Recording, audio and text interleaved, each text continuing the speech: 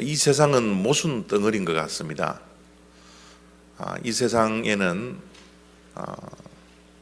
모순이 가득 차 있어서 때로는 이해하지 못할 그런 일들이 많은 곳이 이 세상의 모습입니다. 이 모순이라는 것은 앞뒤가 맞지 않는 것을 우리는 모순이라 그렇게 이야기를 하죠. 세상에는 모순된 일들도 많고요. 또 우리의 생각과 또 우리의 삶 속에서도 많은 모순된 것들을 안고 우리가 살아가고 있는 것 같습니다. 많은 분들이 요즘 좀 날씬해지기를 원하는 것 같아요.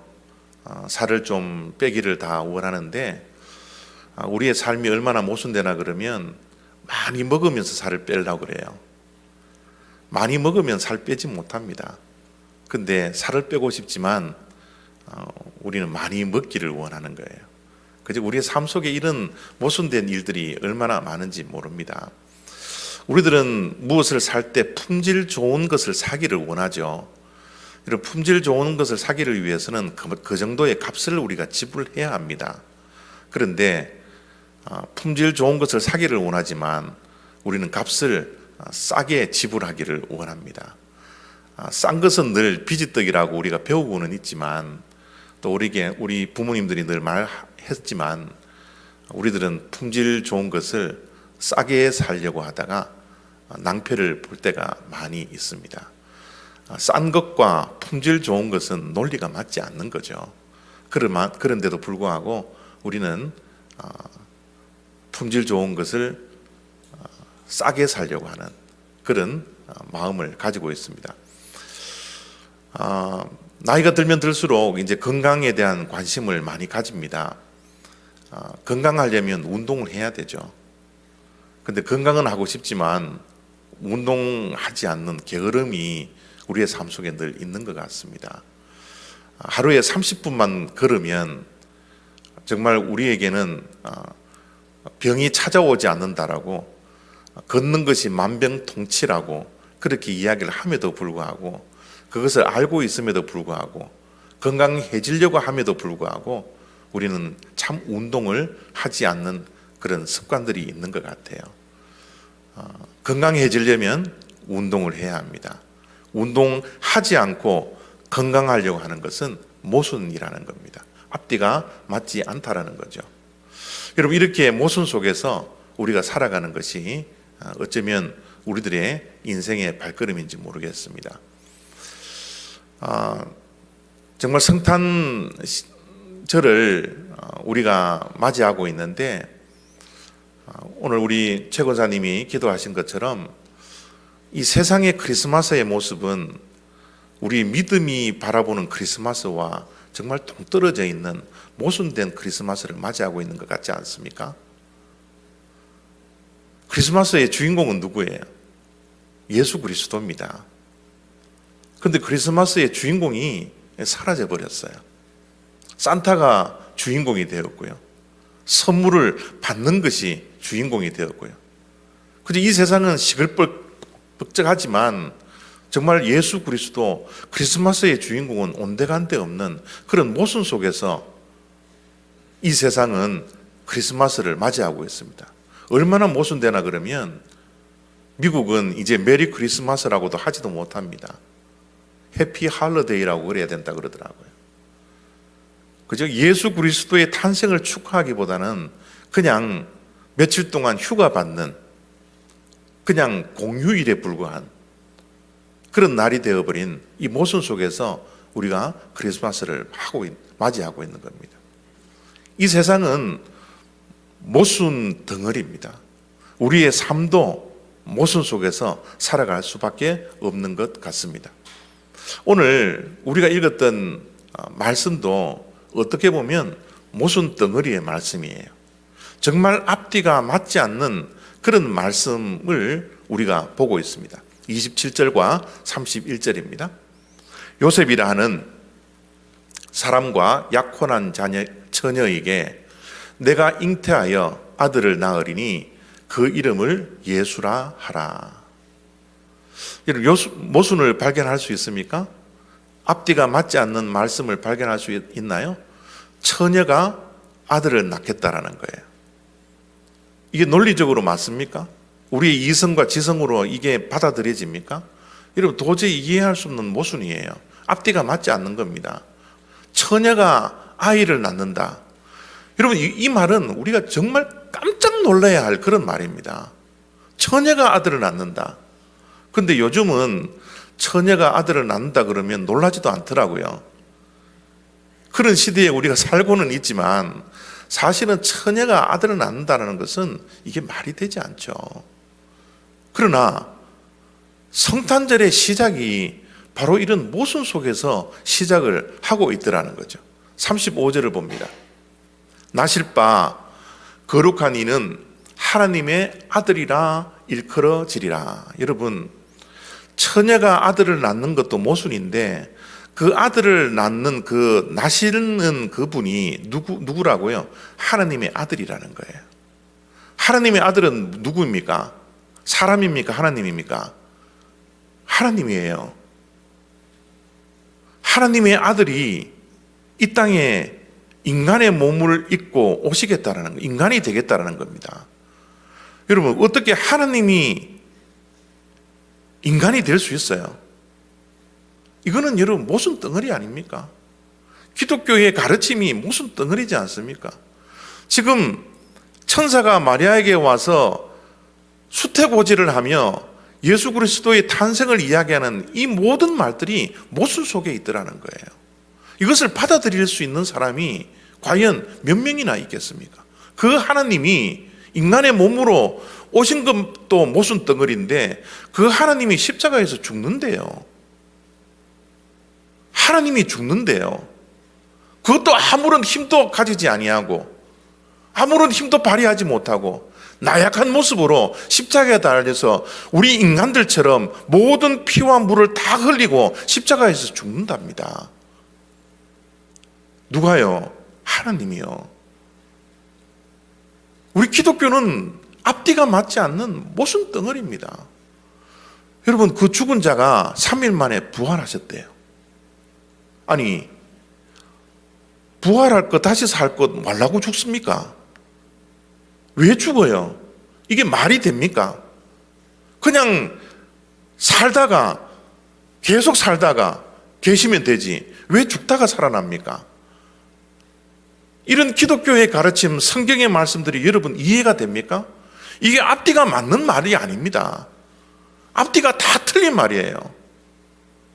예수 그리스도가 하나님의 아들이신 그 예수 그리스도가 인간의 몸을 입고 오신 것만 하더라도 우리의 논리로서는 도저히 받아들일 수 없는 것인데 죽고 3일 만에 부활했다라는 이 사실도 우리가 도저히 받아들일 수 없는 모순의 말씀이라는 것을 우리가 잘 알고 있습니다. 30절을 보십시오. 천사가 이르되 마리아여 무서워하지 말라. 내가 하나님께 은혜를 입었느니라. 여러분, 우리 기독교에서는 은혜라는 단어를 참 좋아하죠. 또 은혜라는 단어를 빼고는 우리의 인생을 설명할 수 있는 방법이 없습니다. 그런데 천사가 마리아에게 와서 내가 하나님의 은혜를 입었다라고 이야기를 합니다. 여러분, 하나님의 은혜라는 이 단어와 연관되는 단어는 좋은 그림이 연상됩니까? 나쁜 그림이 연상됩니까? 하나님의 은혜는 늘 좋은 것으로 연상이 되는 게 당연한 것 아닙니까? 지금 마리아가 하나님께 은혜를 입었다면 그 은혜를 입은 그 다음의 인생은 좋은 일들만이 연속되어져야 하는 것이 우리의 상식이라는 거예요. 그런데 마리아가 은혜를 입고 앞으로 발생할 일들이 어떤 일들이 기다리고 있습니까? 만약 처녀가 아들을 낳았다는 사실을 주변에 있는 사람들이 알면요, 율법에 의해서 돌로 쳐 맞아 죽어야 합니다. 돌로 쳐 맞아 죽어야 할 그 인생을 향하여서 천사는 마리아에게 당신이 하나님의 은혜를 입었습니다 라고 이야기하고 있는 거예요. 앞뒤가 지금 맞지 않는 말을 지금 천사가 지금 이야기를 하고 있습니다. 만약 마리아가 아들을 낳는 그 순간부터 이웃 사람들에게 이 사실이 알려진다면 돌을 맞아 죽어 마땅한 인생이 될 수밖에 없다라는 사실입니다. 여러분, 지금 약혼해져 있는 요셉의 입장에서 마리아를 한번 생각해 보십시오. 요셉의 입장을 한번 생각해 보세요. 분명히 자기의 아이가 아니라는 것을 분명히 알고 있습니다. 그런데 사랑하는 약혼녀가 배가 불러오고 있는 거예요. 이것을 받아들일 수 있는 남자가 있겠습니까? 이 얼마나 황당한 이야기예요. 자기 이외에 어떤 남자를 통하여서 사랑하는 아내가 배가 불러오고 있다는 이 사실을 요셉이 어떻게 인정할 수가 있겠습니까? 어떻게 평생 동안 사랑하는 아내로 함께 살 수가 있겠습니까? 의심을 하고 있는 그 요셉의 모습을 한번 상상해 보세요. 지금 처녀가 아이를 낳는다라는 이 모순 덩어리의 말씀을 듣고 왜 이런 모순 덩어리를 가지고서 예수님은 이 땅에 오실 수밖에 없었나? 우리가 이 성탄절을 맞이하면서 이런 질문 정도는 한 번 정도는 해보아야 하리라 그렇게 생각이 듭니다. 왜? 하나님은 왜 이런 모순을 선택하셨을까? 우리의 논리와 우리의 이성과 우리의 상식이 받아들일 수 있는 그 모습으로 이 땅에 오셔서 우리를 구원해 주시면 좋을 텐데 왜 모순 덩어리를 가지고서 우리에게 하나님의 아들 독생자 예수 그리스도를 이 땅에 보내주셨을까?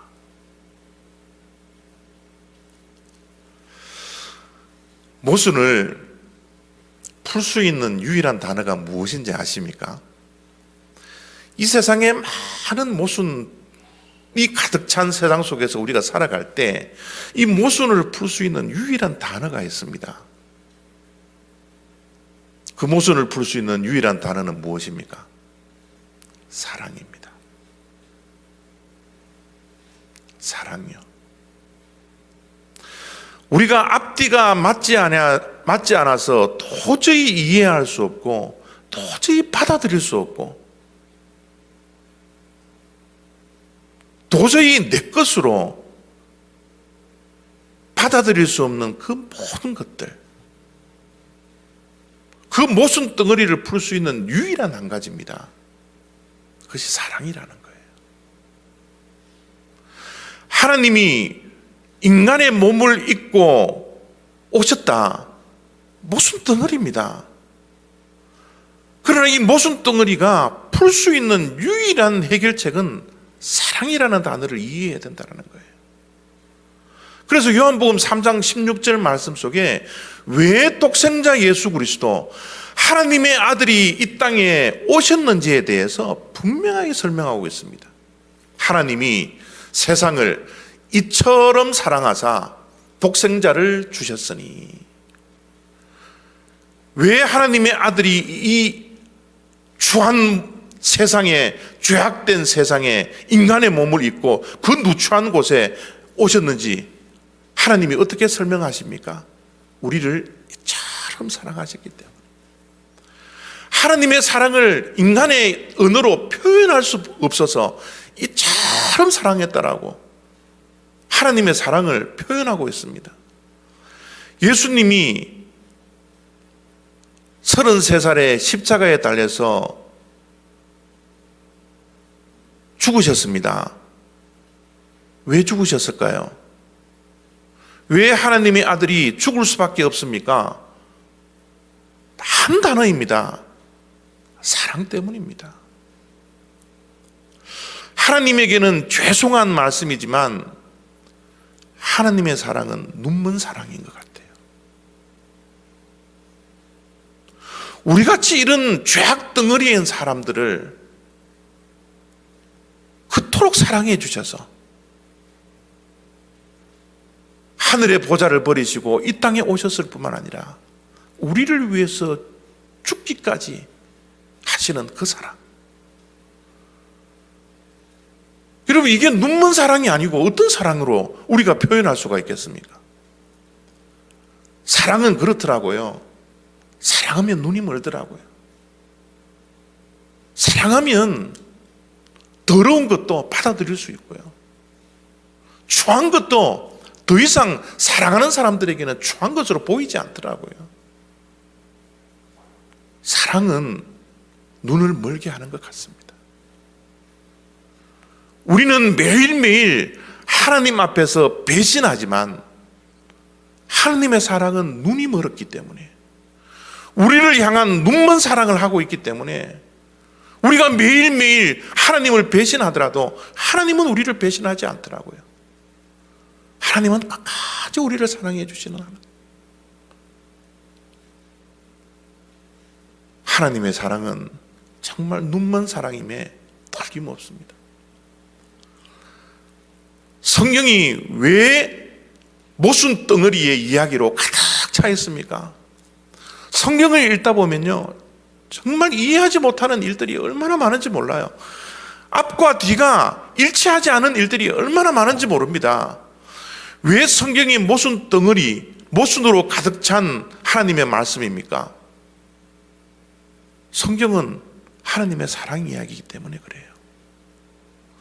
모든 모순 덩어리를 덮을 수 있는 것은 사랑뿐입니다. 하나님의 사랑 이야기, 그 사랑에는 모순이 있다라는 거예요. 하나님이 우리를 사랑하셨기 때문에 직접 모순 덩어리가 되어서 우리들을 찾아오신 그 사랑의 이야기가 바로 크리스마스의 이야기이지 않습니까? 앞에 보이는 사진은 우리가 잘 알고 있는 헨리 나우엔이라는 성공의 신부입니다. 여러분, 헨리 나우엔은 하버드 대학교 교수입니다. 여러분, 하버드 대학 가는 것도 얼마나 어려운데 하버드 대학에 아이들을 가르치는 교수라는 거예요. 얼마나 여러분 지성이 정말 탁월한 지성을 가지고 있었겠습니까? 그런데 저 헨리 나우엔은 지성가일 뿐만 아니라 영성가였어요. 깊은 영성을 가진 자였죠. 저 하버드 대학 교수인 헨리 나우엔이 어느 날 갑자기 지적 장애인인 라디시 공동체에 들어갑니다. 이 세상의 모든 명예와 지성과 학문과 모든 것들을 버려버리고 자기가 누구인지도 알지도 못하는 지적 장애인의 그 공동체 속에 들어간다고요. 지적 장애인이 하버드 대학 교수인지, 얼마나 공부를 많이 한 사람인지, 저 사람이 신부인지, 저 사람이 어떤 신앙을 가진지 지적 장애인은 구별할 수가 없습니다. 단지 지적 장애인은 자기가 필요한 것들을 요구하고 그 필요를 채워줄 수 있는 사람만 필요한 자들이에요.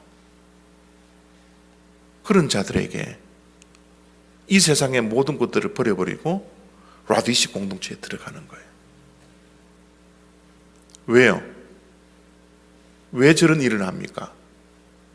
사랑입니다. 지적 장애인을 너무너무 사랑했기 때문에 그들을 향한 사랑이 그의 눈을 멀게 해서 이 세상의 모든 것들을 내려놓고 모든 것들을 포기하고 라디시 공동체에 들어가는 결단을 저 교수님이 했더라는 사실이에요. 예수 그리스도께서 왜 이 땅에 오셨습니까? 눈먼 사랑 때문에, 우리를 이처럼 사랑하시는 그 사랑 때문에 자기를 희생하고 자기를 포기하고 이 땅에 주님께서는 오셨다라는 사실입니다. 오늘 천사가 마리아에게 찾아와서 수태고지를 하고 있는 그런 장면들을 우리가 말씀을 보고 있는데요. 여러분, 이 마리아의 이 모순 덩어리의 고지를 하고 있는 천사에게 반응하는 이 또 모순된 반응을 한번 보시기 바랍니다. 37절, 38절입니다. 대저 하나님의 모든 말씀은 능하지 못하심이 없느니라. 마리아가 이르되 주의 여종이오니 말씀대로 내게 이루어지이다. 천사가 하는 모든 말씀을 마리아는 받아들이고 있습니다. 처녀가 잉태를 한다? 그 모순 덩어리의 주인공이 내 자신이 된다? 이 천사의 잉태고지를, 수태고지를 어떻게 받아들일 수가 있겠습니까?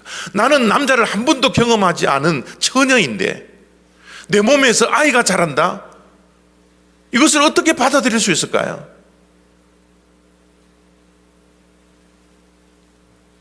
천사가 하나님의 말씀은 능치 못함이 없습니다 라는 이 말씀을 받아들일 수 있는 사람이 과연 몇 명이나 되겠습니까? 그런데 마리아는 말씀대로 내게 이루어지겠지이다 라고 말씀을 받아들이고 있는 거예요. 여러분, 믿음은요 선택이 아닙니다. 믿음은 받아들임이에요. 믿음은 이해하는 것 아닙니다. 믿음은 받아들이는 거예요. 사랑하면 받아들입니다. 사랑하면 모든 것들을 받아들일 수 있어요. 마리아는 하나님을 사랑했습니다. 마리아는 하나님을 정말 사랑하는 여인이었어요. 그래서 모순 덩어리인 저 천사의 말을 마리아는 받아들이고 있는 겁니다. 순종은 믿음의 결과입니다. 믿음은 받아들임입니다. 받아들임은 사랑입니다. 순종은 하나님의 사랑의 결과물입니다. 내가 얼마만큼 하나님을 사랑하느냐, 하나님의 말씀을 순종하는 거예요. 마리아는 하나님을 너무너무 사랑했기 때문에 하나님의 말씀을 있는 그대로 받아들였을 뿐만 아니라 하나님의 말씀에 순종하고 있는 겁니다. 여러분, 참 하나님은 이상하시죠? 하나님은 마리아의 순종을 통하지 않고서도 하나님이 정말 능치 못하는 일이 없다면 사람의 몸을 입지 않고서도 얼마든지 인간 예수 그리스도를 이 땅 위에 보내주실 수도 있었습니다. 능치 못할 일이 없으니까. 그런데 왜 마리아의 순종을 통하여 하나님은 예수 그리스도를 보내주셨을까요? 홍해를 가를 때 하나님께서 얼마든지 스스로 홍해를 가르시고 그 수백만 명이나 되는 이스라엘 백성들을 홍해 바다를 건너게 하셨을 수도 있었습니다. 그런데 하나님이 모세를 향하여서 뭐라 그래요? 지팡이를 들라는 거예요. 지팡이를 가지고 홍해를 가르라는 겁니다. 여러분, 하나님은 항상 하나님의 역사를 하실 때는 누구를 통하여? 사람의 순종을 통하여서 일을 하신다는 것을 우리가 너무나 잘 알고 있지 않습니까? 하나님은 모든 것들을 친히 하실 수 있지만 우리 인간의 순종, 하나님에 대한 절대적인 사랑, 그 사랑을 확인하시고 하나님은 역사하시더라는 거예요. 마리아의 순종을 통하여서 모순 덩어리인, 모순으로 가득 찬 예수 그리스도가 이 땅에 오시게 되었습니다. 여러분, 마리아의 순종은 모든 것을 내려놓는 거예요. 인간의 행복, 여러분, 처녀가 정혼을 하고 소박한 가정을 꾸미겠다라는 이 아름다운 소박한 행복한 꿈을 그 처녀가 가지고 있지 않았겠습니까? 만약 자기가 아이를 낳는다면 여러분, 이 행복한 이 소소한 행복이 깨어질지도 모르는데 그 행복을 포기한 거예요. 어쩌면 평생 동안 사람들의 의심의 눈초리를 받으면서 살아야 하는 그런 불행한 여인이 되어야 하는 것, 뻔히 다 알고 있는 그런 사실입니다. 그러나 그것도 포기한 거예요. 한 여인이 하나님을 사랑하는 그 사랑 때문에 자기의 모든 행복을 다 포기해버리는 그런 내려놓음의 순종이 마리아의 순종이었다는 겁니다. 이 시대가 회복해야 할 유일한 한 가지가 무엇일까요? 2018년 12월 25일 예수 그리스도의 탄생을 축하하는 이 성탄절에 우리에게 필요한, 회복해야 할 것이 무엇일까요? 사랑입니다. 사랑입니다. 이해할 수 없는 것을 받아들일 수 있는 그 사랑, 도저히 받아들일 수 없는 그것까지도 내가 받아들일 수 있는 그 사랑, 그 사랑 때문에 우리를 찾아오신 하나님의 그 사랑, 그 하나님의 사랑을 우리가 덧입고 살기 때문에 그 사랑을 가지고서 내 이웃에게 내가 먼저 찾아갈 수 있는 그 사랑, 하나님의 사랑은 기다리는 사랑이 아니었습니다. 찾아가는 사랑이었습니다. 원수 같은 인간들에게, 배신하는 인간들에게 찾아오신 그 사랑, 그 사랑이 예수 그리스도의 사랑입니다. 오늘 우리가 찾아가야 할 사람이 누구입니까? 내가 먼저 손 내밀어야 할 그 사람이 누구입니까? 이제 그 사랑을 기다리지 말고 찾아가서 사랑을 실천할 수 있는 그 순종이 저와 여러분들에게 회복될 수 있는 그런 성탄절이 되어지기를 바랍니다. 성탄절날 들떠있는 세상에 함께 우리의 마음이 들떠있는 것이 아니라 우리가 과연 찾아가서 사랑해야 할, 손 내밀어야 할 그 대상이 누구인지를 다시 한번 생각하고 그 사랑을 실천하고 회복할 수 있는 그런 귀한 크리스마스가 되시기를 부탁드립니다. 기도하겠습니다.